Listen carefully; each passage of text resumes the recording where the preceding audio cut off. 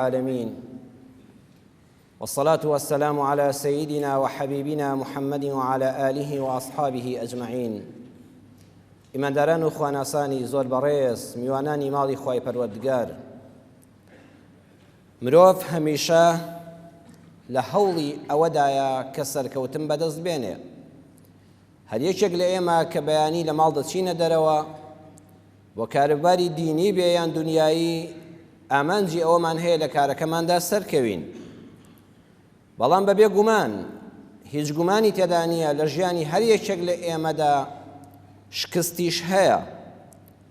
هەرچەندە هیچ کەس حەزی لە وشەی شکست نییە. بارێکی قورسە و هەموو کەس دەیەوێت نەچێتە سەر شان و ملی ئەو. بۆیە هەر یەکەمان کاتێک کە تووشی شکستێک دەبین، پێمان خۆشە ئۆباڵەکەی بخەینە سەر ملی کەسێکی تر، چونکە بارەکە قورسە لەسەر شانمان، حەز دەکەین لاچێ بڵێن ئەمە خەتای کەسێکی تر بوو. بەڵام لە ئیسلامدا لۆمە و سەرزەنشکردنی کەسانێک یان خودی خۆت بەم شێوەیە. واتە وتاری ئەم جومعەیەمان پشتیوان بەخوای پەروەردگار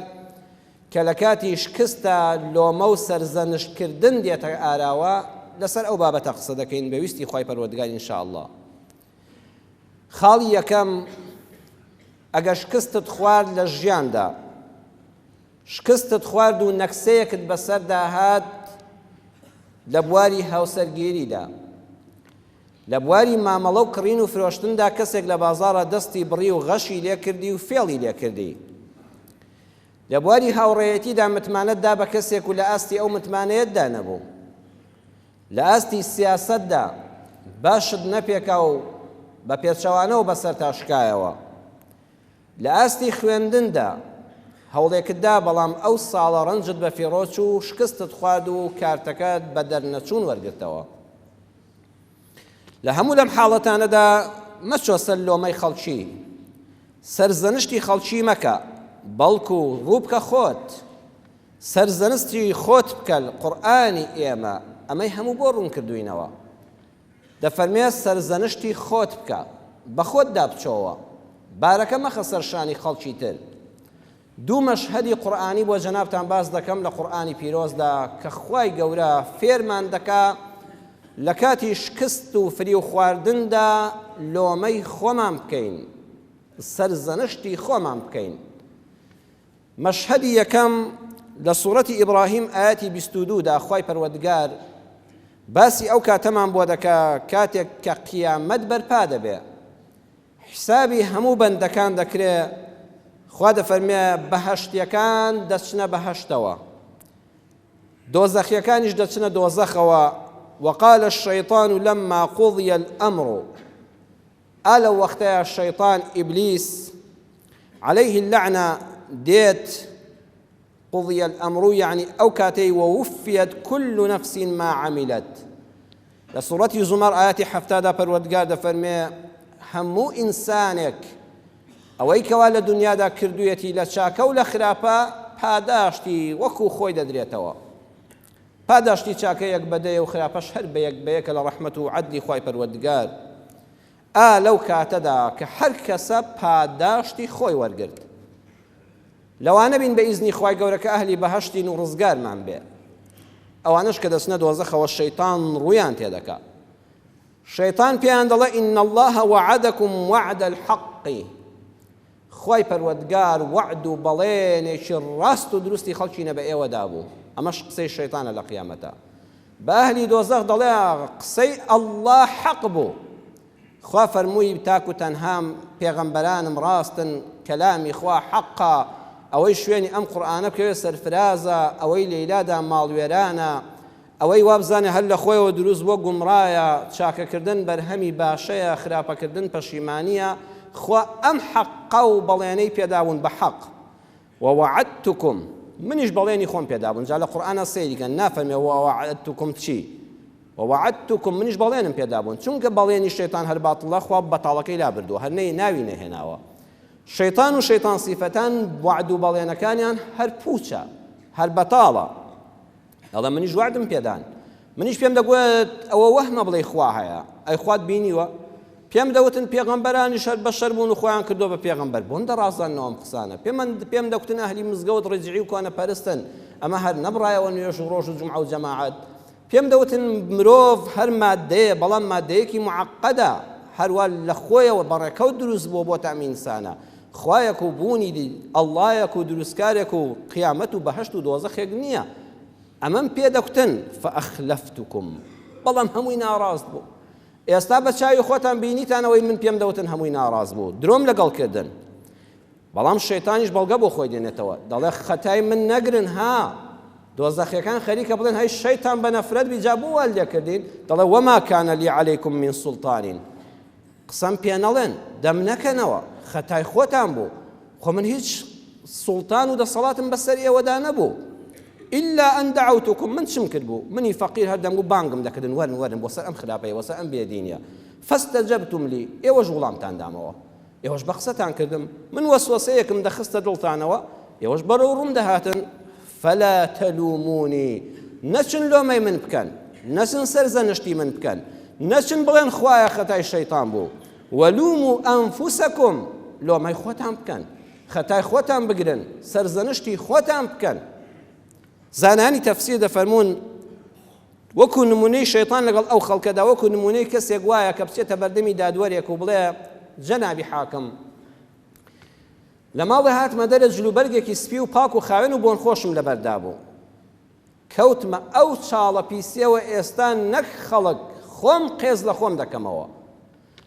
شکاتم هەیە لەو فڵان کەسە ئەوە وای لێ کردم کابراش دەڵێ قوربان جەنابی حاکم لێ بپرسە من پاڵم پێوە نای بۆ ناو ئەو چاڵە پیسیە ئەڵێ نەوەڵا پاڵی پێوە نەنام دەستی بەرم نەکەوت ئەڵێ پێی بڵێت چەکم لەسەر سەری ڕاگرتم ئەگەر نەچی ئەو چاڵە پیسەوە دەتکوژم وتی نەوەڵا دەڵێ ئەی چی بوو ئەڵێ وەڵا پێوتم چۆنە ئەو چاڵەوە منیش بە قسەم کرد حاکم دەڵێ دەیەوە خەتای خۆتە کەوا بێت و عەقڵت تەواو نییە کابرایەک بڵێ وەرە لەم جلو پاکە خاوێن و بۆن خۆشەوە خۆ بخە ئەو چاڵە پیسیەوە بە قسەی بکەی هەربەتا خەلەل لە عەقڵی خۆتا هەیە خەتای ئەو پیاوە نییە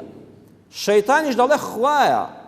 بەو خەڵکەش دەڵێ من تاوانم نییە من پێم وتن ئەمە خراپەیە بەڵام حەزەکە لە ناخی خۆتاندا هەبوو ئێوە بە قسەتان نەکردمایە من هەرەوەندە خۆ پاڵم پێوە نەنان بۆیە هیچ کاتێک کە ئێمە تووشی گوناهێک دەبین کاتێک تووشی هەڵەیەک دەبین تووشی دوو لە ڕووتان نەفامیەک دەبین و حەماقەتێک دەکەین نەڵێن شەیتان پێی کردم ئەوە قسەیە لە قورئانە وەرگرن بڵێ خۆم بە خۆمم کرد لۆمەی شەیتان مەکە لۆمەی خۆت بکە شەیتان بەس قسەکەی بۆ ڕازاندوویتەوە یخۆ پاڵی پێوەنە ناوی بەرەو کردەوە کە خۆ دەستی ڕانەکێشاوی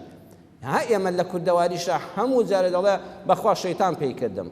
خوا دەفەرمێ وامەڵێ شەیتان دیفاع لە خۆی دەکا خوش قسەکەی تۆ مار دەکا ئەڵێ وەلوموا ئەنفوسەکم خەڵچینە لۆمەی خۆتان بکەن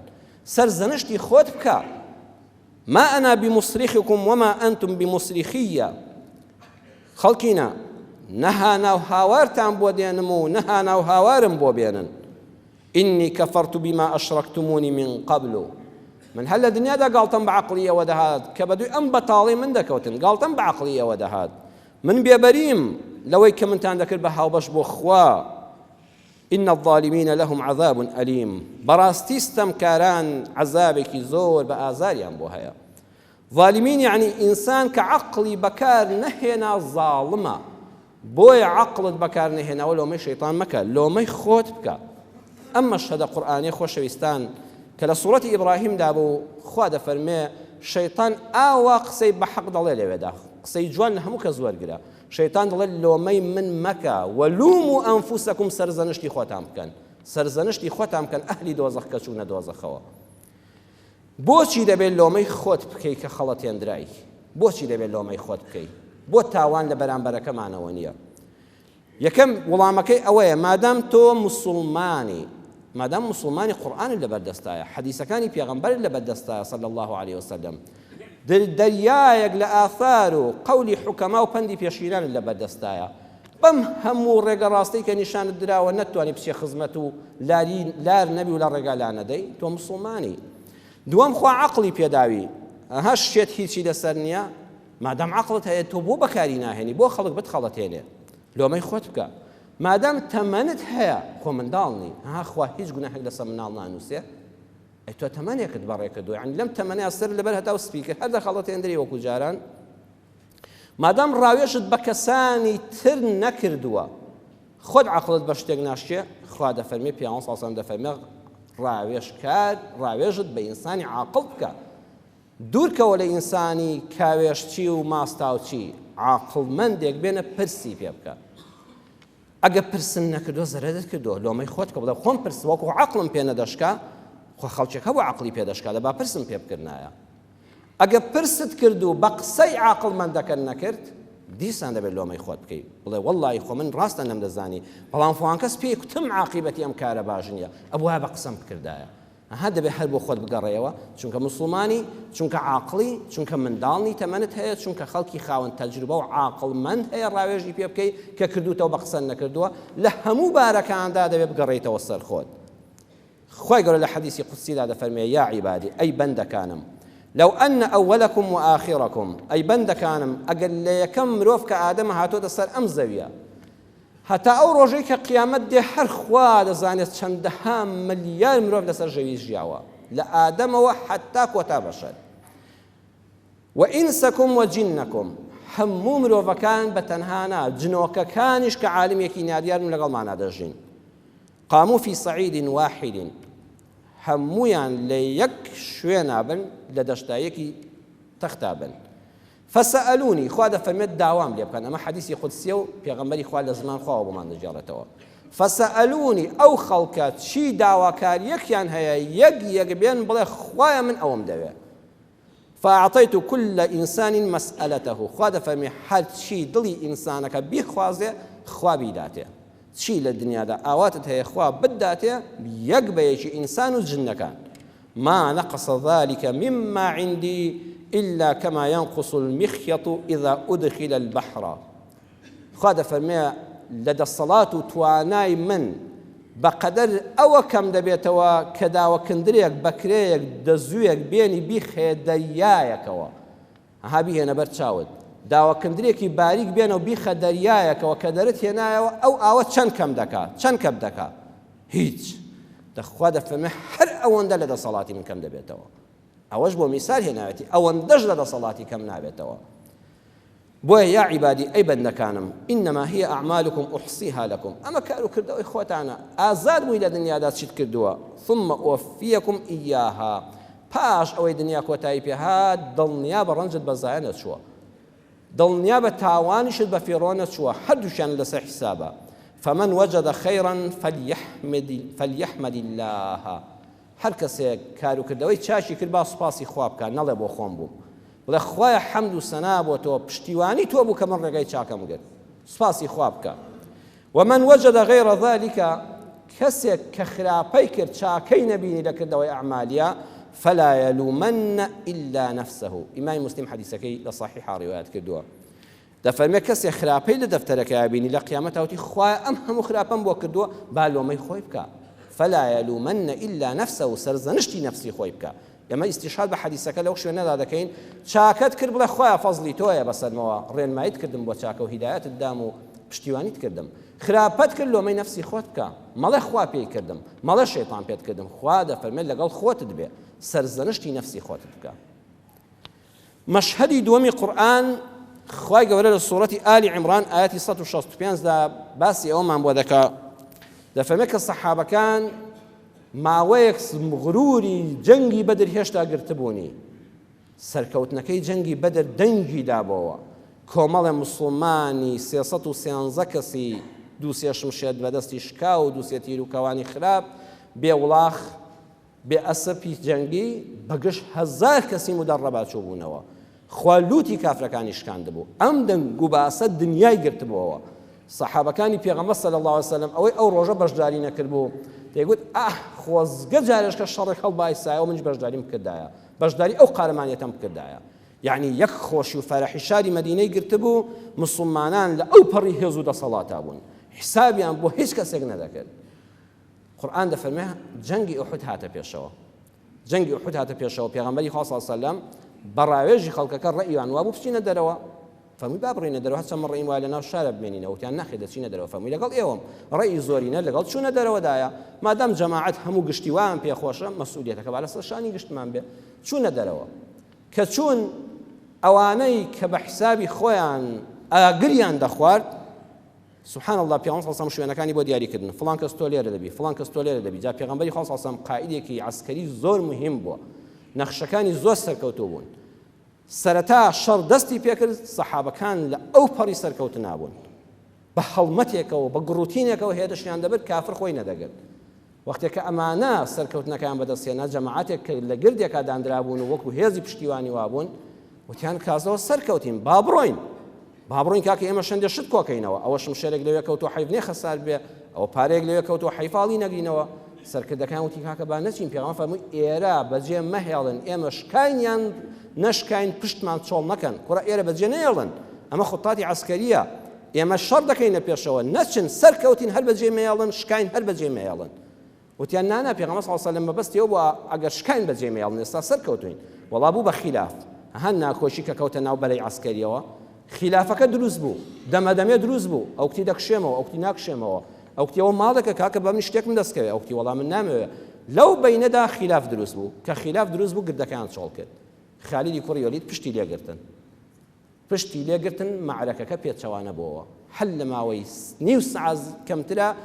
سەحابەکانی پێغەمبەر ئەوەی پێشتر ئاگری دەخوارد شمشێرەکەی فڕێدا چونکە دەنگواز بڵاو بۆ وتیان محەممەد کوژرا کاتێ موسعەبی کوڕی عومەیر شەهید کرا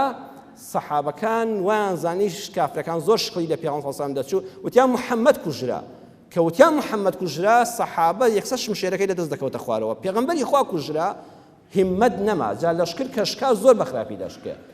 هەر لەوەی ئینسیحاب کا و ڕاکە کافریش بە شوێنیانەوە لە ئەنجامە هەفتا دانە سەحابەی پێغەمبەری خوا شەهید کرا ئیمامی حەمزە شەهید کرا مەیتەکەیان پێ نەگوازرایەوە مەیتەکەی ئیمامی حەمزە دەست کافرەکان کەوت جگەریان دەرێناو بە کاڵی خواردیان هیند خواردی شکانێکی زۆر خراپ بوو پێغەمبەری خوا صلی الله علیه و سلم ددانی پێشەوەی شکا ڕوومەتەکانی بریندار بوون خوێن بەلاشە هاتووە چوو بۆ ناو پێڵاوەکەیەوە کەوتە چاڵەوە و دەریان هێنایەوە زۆر بە پیسی شکان قورئان ئەم مەشهەدەمان بۆ تۆمار دەکات دەفەرمێ سەحابەکان دەیانگوت ئەوەلەما ئەصابەتکم موسیبەتون قەد ئەصەبتم مثلەیها خوا دەفەرمێ دەزانن کاتێکە لە ئوحودا شکستان بەسەردا هەر لە جەنگەکەدا لە کاتێکە ئێوە دوو ئەوەندەتان بە کافران کردبوو لە بەدرا خوا بەبیریان دەخاتەوە آخر هەر ئێوە بوون دوێنێ ئەصەبتم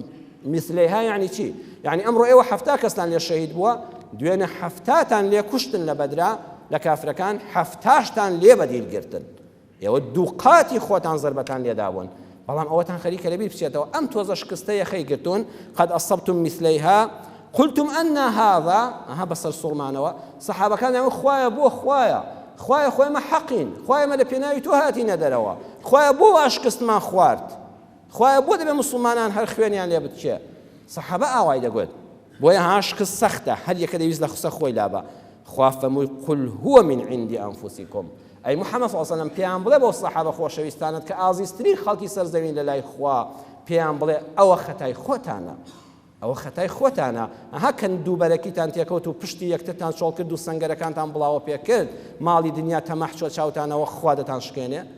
قل هو من عند أنفسكم خەڵکینە خەتای خۆتانە لۆمەی دوژمن مەکەن لۆمەی خوا و پێغەمبەر مەکەن مەڵێن ئەوە بۆ وامان لێ هات بڵێ خوای خۆمان بە خۆمانمان کرد إن الله على كل شيء قدير خوا ئەوەندە بەتوانایە کافر و مسلمان ڕوبەڕووی یەک ببنەوە کافرەکە بە زەویدا بەڕواتە خوارەوە بەڵام ئەوە سونەنی خواوانیە ئەبێ بەدەستی خۆت قارەمانانە بجەنگی ئەبێ خوتاتی عسکەریت بەهێز بێ ئەبێ پشتی یەکتر چۆڵ نەکەی ئەبێ نابێت لەشکر لە ناو خۆیدا ناکۆک بێ نابێت دوو فەرماندەی عسکەری ئاگان لە یەک نەبێ خوا ئەمەی لە قورئانەکەیە بەڕێزان تۆمار کردووە ئەم قورئانە ئەگەر عەمەلی پێ بکەی حتا قیامەت دەبێت لە کولیاتی عسکەریدا بخوێندرێ بە دەرس تۆمار بکرێ بۆیە ئەو هەموو ئەجرە لە خوێندنی قورئانە هەیە بۆیە عەمەلی پێ بکەی ما أصاب من مصيبة إلا بإذن الله ومن يؤمن بالله يهدي قلبه هەر کەسێ مصیبەتێکی بەسەر هات دڵنیا بێ ئیلا ئەڵڵا پێی ئاگادارە و ئیزنی لەسەریەتی هەر کەسێ خوای گەورە هیدایەتی بدا هەر کەسێ خوای گەورە ئیمان بی بەخوا هەبێ خوا دڵەکەی هیدایەت دەدا یعنی يهدي قلبه إلى حكمتها وإلى سببها کە تووشی مصیبەتێک و دڵناڕەحەتێک و شکستێک بووی ئەگەر ئیمانت بتەوبێ بە ئەڵڵا خوا دڵت ڕووناک دەکات سەبەبەکەی دەدۆزیەوە ئەم شکستە سەبەبەکەی چ بوو پینەی دەکەی چاشی دەکەیەوە و حکمەتی تێدا چ بوو دەرسی لێ وەردەگری بەڵام بێ باوەڕ سوود لەمانە وەرناگرێ پرسیارێک دەکرێت بۆچی لۆمەی خۆت بکەی نەک خەڵکی، بۆچی سەرزەنشتی خۆت بکەی کە شکستت خوارد نەک خەڵکی؟ لە وەڵامە دەڵێن یەکەمیان چونکە بە لۆمەی کەسانی تر و خەتاگرتنی کەسانی تر ئەلف ڕزگارن نابێت لە مەسئولیەت. خۆ شکستت خواردۆ بڵێ خەتای فڵان کەس بوو، لەو مەسئولیەتە ڕزگارن نابێت. بۆ نمونە قوتابیەکمان هەیە، خوێندکارێکمان هەیە لە مەکتەب دەرنەچووە، ساڵێک ڕاست بووە کە هاتەوە ماڵەوە دەتوانێت ئەم بەهانانە بێنێتەوە، خەتاکەی خۆی بخاتە سەر چێ بڵێ وەڵڵی مامۆستاکەمان باش نەبوو، کاکوکەی مامۆستایە، ئەوە خەتای مامۆستا بوو من دەرنەچوو. ئەم قسەیە دەتوانی بیکەی بە دایک و باوکی بڵێ وەڵڵی مامۆستاکەمان هەر هیچ نەبوو، حەد نەیدەزانی چۆن دەشەرەکە. ئەتوانێت بڵێ مەکتەبەکەمان باش نەبوو، ئەوە کەی مەکتەب بوو؟ کاکە مەکتەب چۆن دەبێ وابێ؟ ئەم مەکتەبی نمونەیەکان بزانە هەمویان یەکە من ئەم مەکتەبانەی ئێمە حکومەت مادەم مامۆستا ناد معاشی نادەکەوێت مامۆستا بایکۆتی دەکەوت ئێمەش پەشیمان بووینەوە لە خوێندن و ئەوە کاکە بۆیە دەرنەچوو. ئەتوانی بڵێ وەڵڵاهی فەیسبوک نەیهێشت، کاکە ئەم فەیسبوکە ناچار بووم بیکەمەوە 3-4 ساعتی کات کوشتم شەوی ئیمتیحانەکەم فەوتە. ئەتوانی بڵێ هاوڕێی خراپ، کاکە دووسێ ڕەفیقی خراپ لە پۆلەکەی یاکوتیان خوێندن هیچ نییە و منیشیان پەشیمان کردەوە، هەم بیخە سەر شانی خەڵک. ئەتوانی بارودۆخی سیاسی وڵاتەکەم خراپە، ئەم بارودۆخی سیاسی خراپە دەتوانی بەڵگەی پێبێنەوە، کاکە من هەموو ڕۆژێ تەلەڤیزۆن دەکەم و بازی شەڕ و هەرا و کوشتن و بڕینە، کوێ گیرا و کوێ ڕزگار کرا و چی بوو، کاکە بۆیە سەعیم پێ نەکرا. بەڵام ئەمانە دادی قوتابیەکە دەدا بەڕێزان، ناوەڵڵا تازە تۆ دەرنەچووی، ئەی نمونەت بۆ دێنەوە ئەی فڵان کەسیش هەر ئەو مامۆستای دەرسی پێکتو، هەر لەو مەکتەبەدا بوو، هەر فەیسبوکی هەبوو، هەر هاوڕێشی هەبوو، هەر لەو بارودۆخەشا بوو، ئەی بۆ فڵان کەس یەکەم بوو. بەڵام ئەگەر لۆمەی خۆت کرد بە خۆت دادەچیەوە، سەرزەنشتی خۆت دەکەی، غەڵەتەکانی خۆت دەدۆزیەوە، بە ئیزنی خواستارش کە دەردەچم. بەڵام بتەوێت دەستە چەورەکەی خۆت بەسەری خەڵک بسڕی بەخوا سوودت پێ ناگەیێنێ، ئەی بۆ فڵان کەس هەر وەک تۆش بوو ئەو بۆ دەرچوو، ئەی بۆ فڵان کەس شکستی نەخوات. دووەم لۆمەی خۆت نەکەوی، لۆمەی خەڵکی بکەی، خەڵک لێ دەبێتە دوژمن. هات جە مامۆستاڵە کاکە بۆ خەتای من بوو، براکەم بۆ دەرسم شەرح کردێ بۆ فڵان کەسی لەگەڵ بۆ تۆ تێناگەی، هەر کارێکت کرد شکستت خوارد بتەوێت خەتاکەی بخێسە بەرامبەرەکەش لێ دەبێتە دوژمن، دەی دوژمنێک بۆ خۆت زۆر مەکە، هەر بە خۆت دابچۆوە. دووەمیان بەڕێزان سەرزەنشتکردنی خۆت ئاگال لێبێ بۆ خۆکوشتن نییە. ئەوەندە یعنی غەڵەتێکت توش بوو لە زەواجە فەشەلت هێنا، لە کەسابەتا فەشەلت هێنا، لە سیاسەتا شکای، لە عەسکەریە دۆڕای، هەر پیش بخۆیتەوە تا ناخی خۆت بۆ گەندەکەی. ئەمە بۆیە نییە، سەرزەنشتکردن بۆ خۆ لە ناوبردن نییە، بۆ خۆ بنیادنانەوەیە. بە خۆماندا دەچینەوە، جارش کە خۆمان بنیاد دەنینەوە هەڵەکانمان ڕاست دەکەینەوە، بۆ خۆکوشتن نییە سەرزەنشتکردن،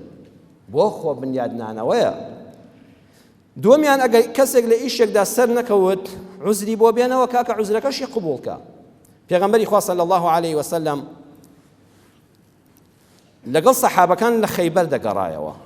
ڕێگاکەیەک دوور و درێژ بوو، زۆر ماندوو بوون، دەمە و ئێوارە بوو لەشکرەکە لایدا سوپاکە. پێغەمبەری خوا صلی الله علیه وسلم فەرمووی هەمومان زۆر ماندووین، ئەوە نوێژی مەغریبمان لەگەڵ عیشا بە قەسر و جەمع کرد، چێ ئاگادار دەبێ و ئەم شەو مەترسی دوژمنمان لەسەر نییە حرەسیاتی زۆر دانین، زۆر دوورین لە دوژمنەوە، منتیقەکە ئەمینە، بەڵام یەک کەس بە خەبەر بێ لەبەر خاتری نوێژی بەیانی شەو نوێژەکەی شەومان، چێ لە خۆی ڕادەبینێ ئەم شەو تا بەیانی نەخەوێ، وەختی شەو نوێژی بەری بەیان خەبەرمان کاتەوە و شەو نوێژەکە بکەین و نوێژەکەمان بکەین. بیلالی حەبەشی فەرمووی قوربان من ئەی پێغەمبەری خوا، ئەم شەو وعد بێت تا بەیانی دادەنیشم و هەم ئێشک دەگرم هەم بۆ نوێژی بەیانی خەبەرتان دەکەمەوە. والله بیلال دەستی کرد بە شەو نوێژ، بەڵام ئەویش وەگەوان ماندووە، ماوەیەکی باش شەو نوێژی کرد و ڕز بوو کوتی تۆزە پشت بەو شوێنەوە دەدەم، پشت بەو جەواڵەوە بەو وڵاخەوە دەدەم، هەتا ئەوە بە ئاگا دەبم، ئەها جاری وای ئینسان لە کوڕە خۆ ناخەوم. والله ئەوە چاوی لەسەرێک نەو خەوی لێکەوت کە پێغەمبەری خوا صلی الله علیه و سلم لەگەڵ سەحابە خەبەر بوونەوە هەتا و بەرز بۆتەوە، گەرمال لە پشتە سەر و پشتیدان ئەمجا خەبەریان بۆوە. هەستان و پێغەمبەری خوا صلی الله علیه و سلم فەرمووی ماذا صنعت بنا یا بیلال، بیلالیش ئەمجا خەبەری بۆوە، ئەوە بیلال ئەم شەو چت پێکردین، بەڕاستی ئێشگرێکی باش بووی، ئێمە بەهۆی تۆ کەم تەرخەم بووین و ئەوە شەو نوێژ و نوێژی بەیانەکەمان لەدەست چوو. بیلال عوزری هێنایەوە، وتی فەرمووی غەلەبەنی النەوم کەما غەلەبەکم، ئەی پێغەمبەری خوا صلی الله علیه و سلم ئەو خەوەی زۆری بۆ تۆ بۆ سەحابەکان هێنا و ئاگاتان لە خۆتان نەما، دەی منیش هەر وەک ئێوە ماندووم، وەڵڵا هەر ئەو خەوەش بەسەر من ئازاڵ بوو، منیش خۆم لێکەوت، ئێمەش بە شەرم. پێغەمبەر صلی الله علیه و سلم هیچ کەس سەرزەنشتی نەکرد، فەرمووی سەدەقتە، ڕاست دەکەی کاکە تۆش بە شەری وەکو ئێمە، تەواو. دەنگەدەنگ دروست بوو، یەکێ دەیگوت کوڕە تخواکەیەوە بە شەرە، یەکێ دەیگوت کاکە لە سەحابەش ئەم قسە نەکراوە، کاکە بدەبوو پشتمان پێ نەبەستایە، کاکە خەتای خۆمان بوو، ئەها سەحابەکان دەبسەر ئەم نوێژە وایان دەزانی دنیا ڕووخاوە، کە نوێژی بەیانێک فەوتاوە شەو نوێژی شەوێک فەوتاوە یەکێ دەیوت کاکە دەبوو کەسێکمان لەگەڵدا نایە دەنگەدەنگ دروست بوو پێغەمبەری خوا صلی الله علیه و سلم ترسا ئەمە ئاژاوەیەکی لە پەیدا بێ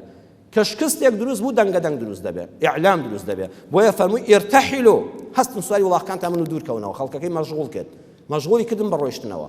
هەتا دەنگەدەنگەکە هۆتایی پێ هاتوو هەر یەکە خەریکی وڵاغ و بارەکەی خۆی بوو ئەمجا فەرمووی دانیشن دەست نوێژ بگرن بانگ بدەن و قامەت بکەن نوێژەکەمان قەزا دەکەینەوە خەڵکەکە وتیان ئەی پێغەمبەری خوا ئەگەر جارش خشتی وا دووبارەوە چی بکەیت فەرمووی ئیذا نەسیتم الصلاة فصلوها ئیذا ذەکەرتموها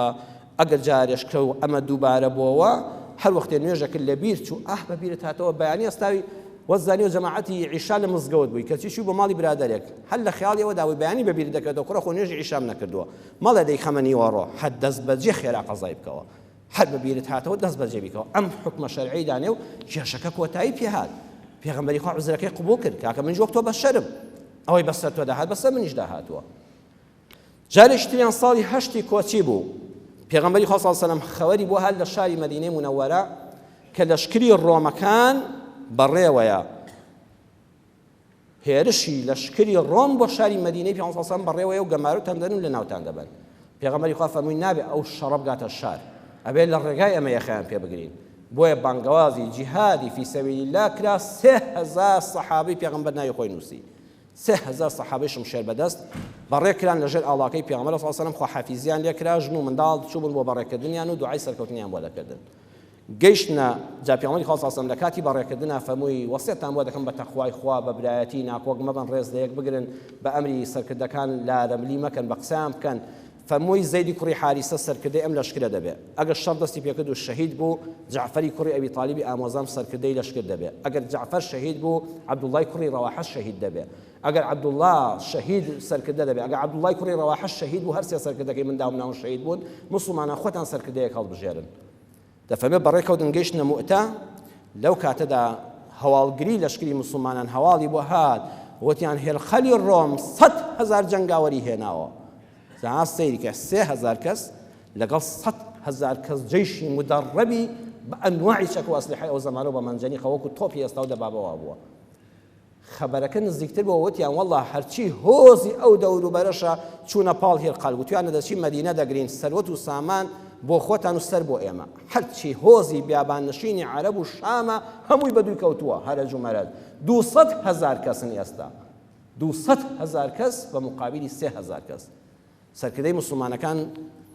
لە ژووری عەمەلیاتی سەربازیدا کۆبوونەوە وتیان چی بکەین وتیان با خەباڵ بنێرینەوە بۆ پێغەمبەری خوا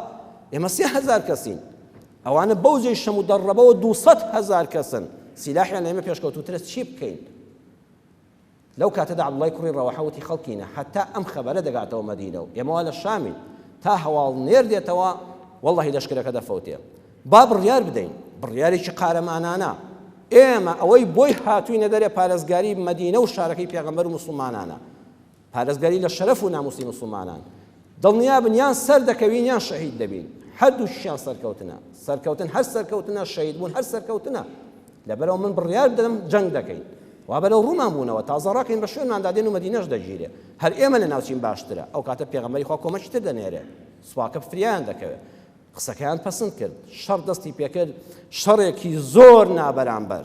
مسلمانان لە هەر چوار دەورە محاسرە دەکران نانزانی بە چ لایەک ڕابگەن لە جەولەی یەکەمی شەڕەکەدا زەیدی کوڕی حاریسە شەهید کرا لەو کاتەدا کە شەهید کرا ئاڵای لا ئیلاهە ئیلا الله بەدەستەوە خەریب بوو بکەوێ جعفەری کوڕی ئەبی تالیب پەلاماریدا بوو بە فەرماندەی دووەمی لەشکرەکە ئاڵاکەی بەدەستەوە بە شمشێرێکیاندا لە دەستی لە مەچەکەوە دەستی پاڕی جابیەنە بەر چاوت ئەو شمشێرەوەندە تیژ و کەلەیاندا ڕێک دەستەکە لەوێ کەوت بە دەستی چەپی پەلاماری ئاڵاکەیدا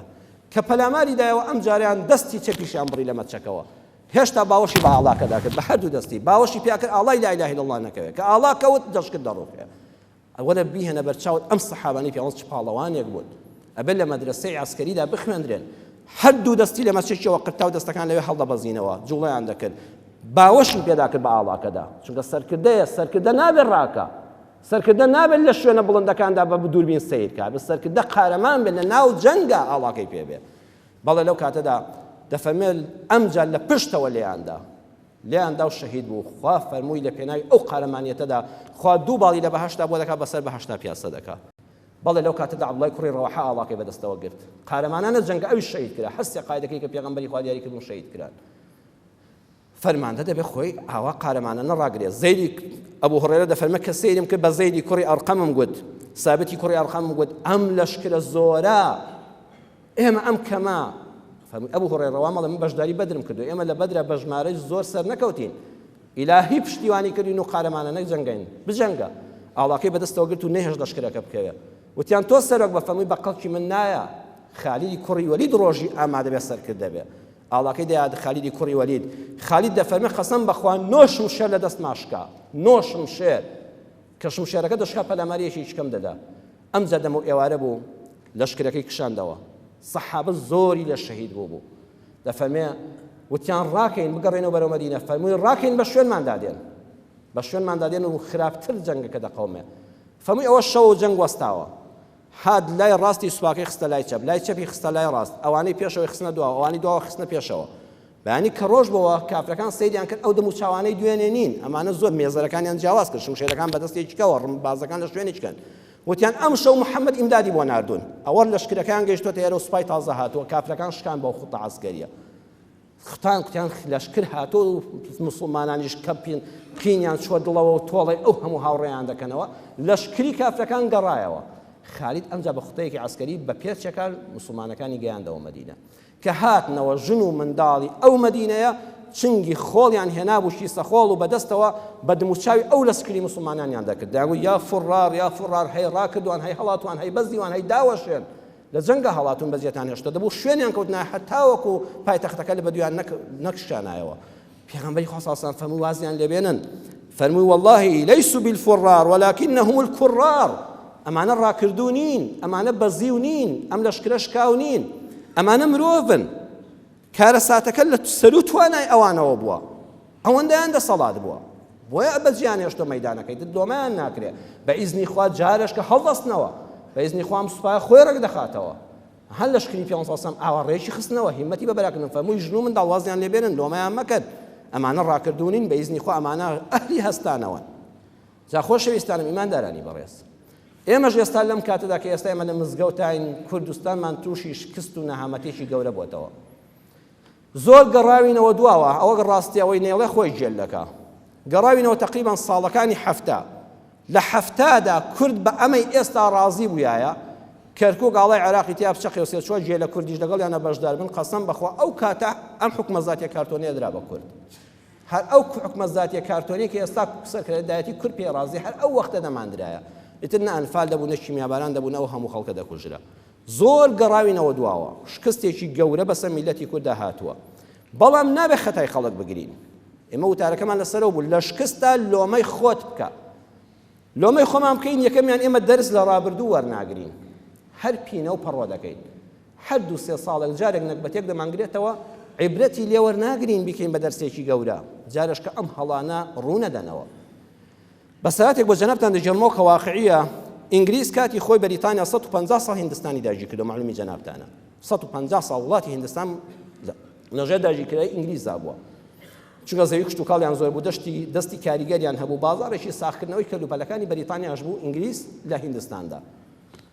فەرماندەی بەتالیۆنێک ئامرهێزێکی بەتالیۆنێک ئەفسەرێک دەبێتە برادەری کابرایەکی هیندستانی، زرعاتی دەبێت، ڕۆژانە خواردنوشتی بۆ دەبێت، دۆستایەتێک دروست دەبێت. ڕۆژێک کابرای هیندستانی بە کابرای ئینگلیز دەڵێ بە ئەفسەرە بەتالیۆنە سەر لەشکرەکەی بەتالیۆنەکەی ئینگلیز، دەڵێ کاکە باشە ئێوە ئەمە چەند ساڵە ئێمە ژێر دەستەی ئێوەن و ئێوە ئاغای ئێمەن، باشە ئێمە وڵاتمان زۆرە، دەستی کارمان هەیە، دانیشتومان زۆرە، وڵاتمان بە پیتە، باشە ئێوە کەمترن لە ئێمە، بۆ ئێوە هەمیشە زاڵن بەسەر ئێمەدا؟ ئەویش دەڵێ وەرە با نەسیحەتێکی برایەنت بکەم، من چەند ساڵێکە لێرەم بە وردی ورد بوومەوە،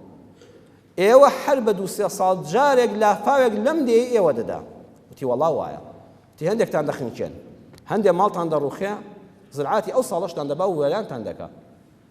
سەد دیسان دەست پێ دەکەنەوە، خانووەکان بنیاد دەنێنەوە، دیسان خۆ بنیاد دەنێنەوە، کشت و کاڵ دەست پێ دەکەنەوە، دوو سێ ساڵێکی پێچە و لافاوێشکە لێتان دەدا و هێندێش کاڵ کەتان دەخنکێنێ و هەندێک ماڵتان دەڕوخێتەوە، دیسان زرعاتەکەتان لەناو دەچێتەوە، دیسان دەست پێ دەکەنەوە، سێ ساڵێکە دیسان لێتان دەداتەوە. وتی دەی چی بکەین؟ وتی ئێمە ئینگلیز بوویراوامان نەدەکرد، ئێمە ئینگلیز بووینا یەک ساڵ لافاو لێی دەداین، نەمان دەهێشت دووبارە بێتەوە، یەکسەر ئەو شوێنەمان دەدۆزێەوە کە ئاوەکەی لێکۆ دەبێتەوە، سەدێکمان بۆ دروست دەکرد، ئەو کاتە لافاوەکە نەیدەبردین خەڵکی نەدەخنکاندین خانووی وێران نەدەکردین زراعەتی نەدەکوشتین ئەو کاتە لە زیاتیەوەی بمان خنچێنە سوودمان لێ وەردەگرت ئاوەکەمان کۆ دەکردەوە کارەبامان لێ دروست دەکرد دەمانکرد بە شوێنی گەشتیاری لافاوەکەمان لە خۆمان لادەدا زۆر سوودمەند دەبووین ئەوە ئینگلیز بۆیە ئینگلیزە نەخشەی هەیە یەک جار لافاو لێدا و خەڵکی کوژ ناڵە دووبارە بێتەوە بەڵام ئێوەی داما و هەمان تەمسیلی دووبارە دەبێتەوە بە کوردی پێوتن ئێوەی هیندستانی لە دوای چارەسەری بنەبڕ ناگەڕێن بۆیە هەردەم ماڵ کاولیتان بۆ دەمێنێتەوە هەر پینە و پەڕۆ دەکەن هەر هەمان کارە ساتەکانی پێشوو دووبارە دەبنەوە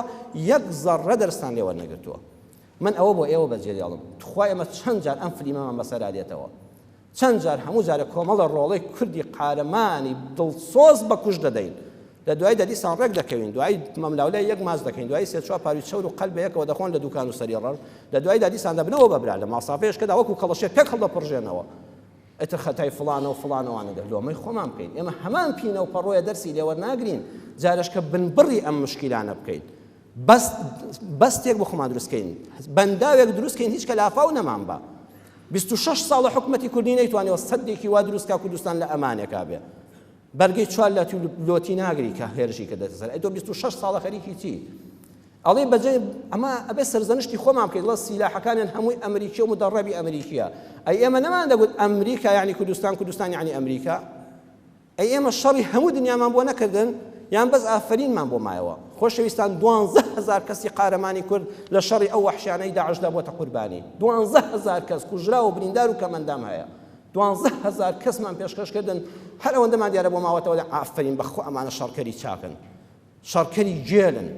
ئەبوایە بماوتە پێشەوەی شەڕەکەتان بۆ بکەین ئەوە 12,000 کەس پێشکەش دەکەین و 20 پێشکەش دەکەین وەرن بە نووسرا و ئەمریکا ئەوروپا ئێوە چی بۆ ئێمە دەکەن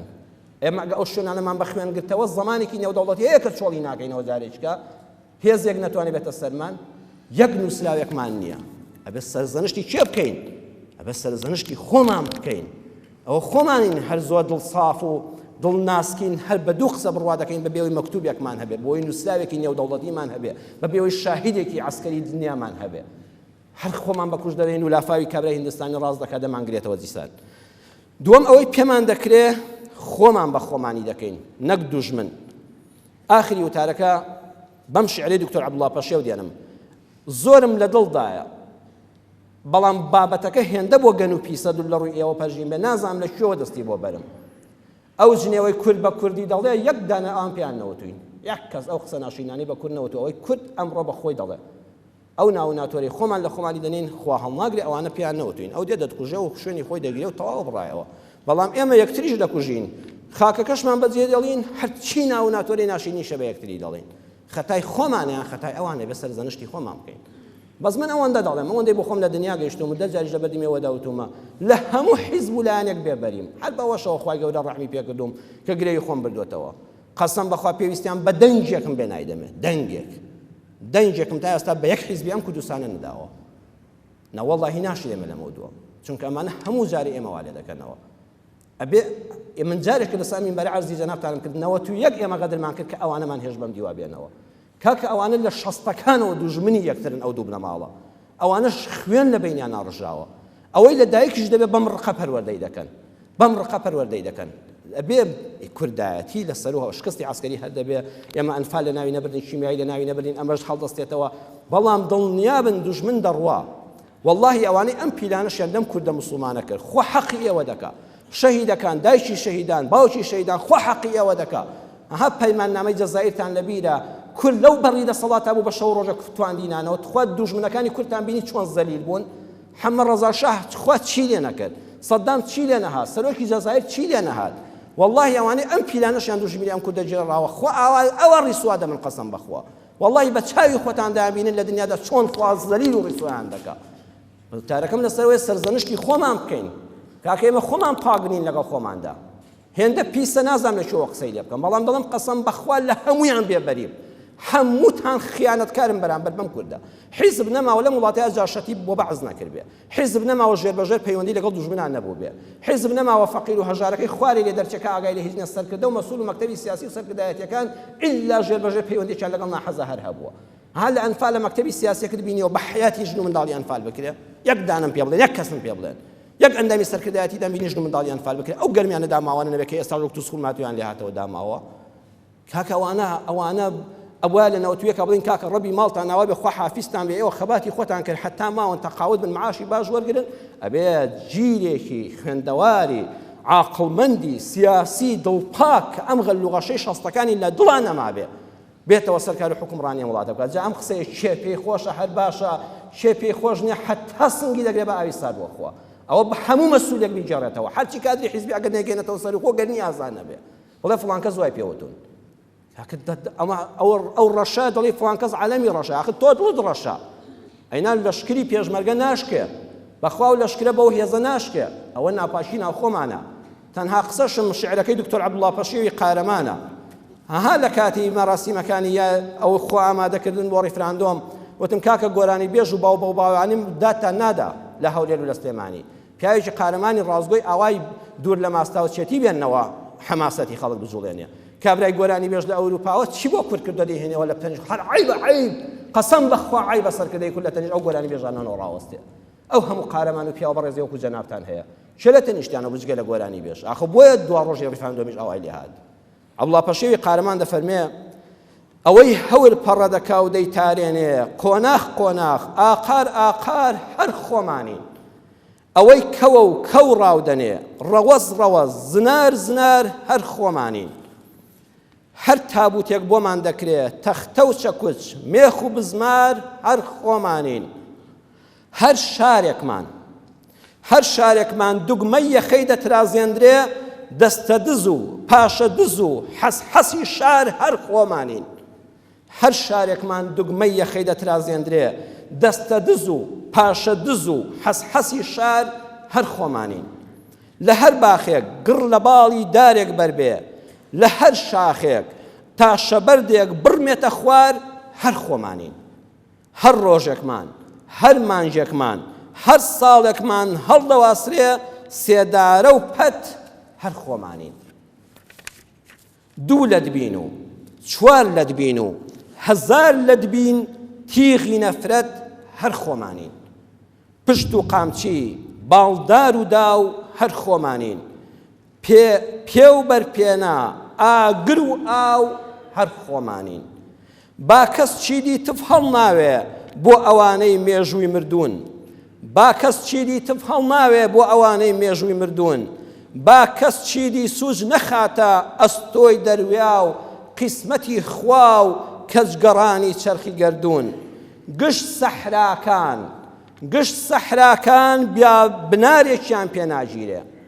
گشت سەحراکان بنارێکیان پێناگیرێ ئێمە خۆمان لوتکەکانمان پێشکەش کردوون ئەوەی کە تێبگا بەسێتی درێژەی زیاتر پێ نادەم یا ربی خوایە ئیسلاحی حاڵمان بکەی یا ربی خوایە ئێمە تەنها لەوە پەشیمانین کە ڕوومان کردووەتە تۆ یا ربی خوایە ئەم دانیشتنەمان ئەم وتارەمان ئەم نوێژەمان یا ربی خوایە بیکەی بە دەفعی بەڵام مصیبەت لەسەرمان یا حافظ بە حیفزی خۆت ئەم میلەتە کوردە مەزڵومە پارێزراوکەی یا ربی خوایە خۆت خەبیری ناو دڵەکانی بەخوا من هیچی لێ نازانم و زۆریش سەیریان ناکەم یا ربی خوایە ئەم دەستە بەدەست نوێژانە لە هەموو مزگەوت و ماڵی خواوە بە هەزارانی ئێستا لە دەروی وڵاتیش لەگەڵمانە ئامین دەکەن هەر کەسێ دڵسۆزی ئەم کوردە موسڵمانەیە هەر کەسێ دڵی پاکە لەگەڵیا هەر کەسێ خیانەتی پێ ناکە هەر کەسێ لەسەر مەسلحەتی میلەتەکەی یا ربی خوایە موفەقیکەی یا ربی خوایە هەر کەسێ کورد دەفرۆشێ هەر کەسێ ناخی پیسە هەر کەسێ پیلانی گڵاوی هەیە هەر کەسێ ڕقی لە کوردە و دۆستی دوژمنانە هەر کەسێ بە ئاڵای عێراق خۆشحاڵە و خۆی بە عێراقی دەزانێ و هەولێر بە عێراقی دەزانێ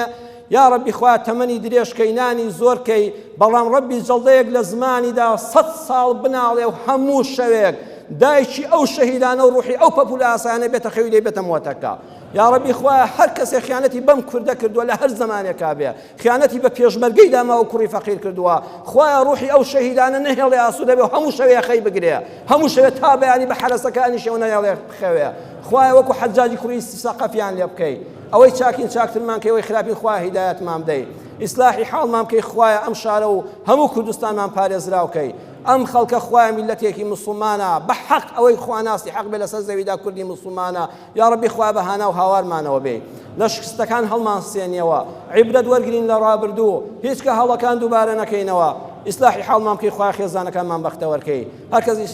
کێشەی خێزانی هەیە خوای ئیسلاحی حاڵی بکەی. هەر کەس نەخۆش لە ماڵیاتی خوا شیفای نەخۆشەکەی بدەیت. هەر کەس دڵ بەخەمە خوا دڵی خۆشکەی. یا ڕەبی خوا دەرگای خێری خۆتمان لێ بکەی و عاقبەتمان خێرکەی. آمین آمین والحمد لله رب العالمين.